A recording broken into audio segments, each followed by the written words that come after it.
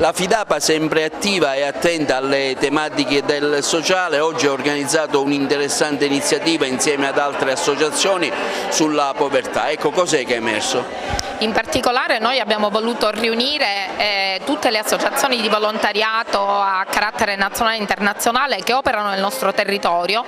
per inserirle nell'ambito delle riflessioni che facciamo sul nostro tema nazionale dedicato ai talenti delle donne quale risorsa per lo sviluppo, in questo caso sociale, del territorio, perché abbiamo voluto parlare questa sera delle forme della rappresentazione femminile, della partecipazione femminile al volontariato. È noto che c'è una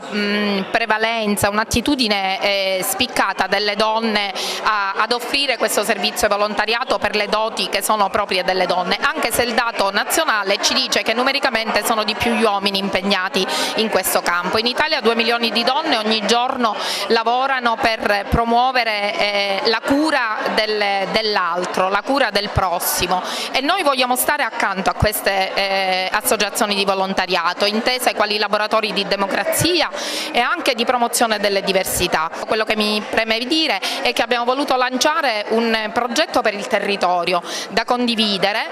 assieme a tutti gli attori istituzionali per lavorare appunto per il nostro territorio e stare vicino a tutti coloro che hanno di bisogno. Quindi oggi diciamo che è stato l'incontro zero. Anche la LILT è impegnata in questo interessante convegno dove avete analizzato tantissimi punti. Sì, abbiamo innanzitutto analizzato diversi dati statistici che ci dicono quanto le donne siano impegnate soprattutto in Sicilia e nella Sardegna. Le donne isolane sono quelle che hanno bisogno di riscatto e dicevo poc'anzi, mentre i giovani cercano lavoro, le sessantenne e le pensionate si dedicano al volontariato, perché oggi il volontariato è diventato l'asse portante del terzo settore,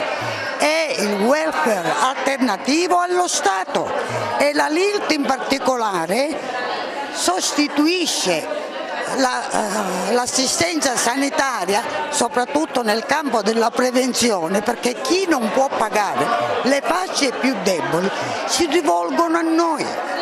non possono permettersi le persone oggi, soprattutto quella fascia di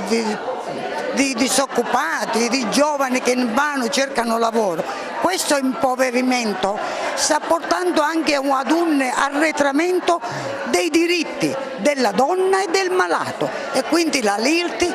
che ha ampliato la sua offerta di servizi partendo da 2 servizi, senologia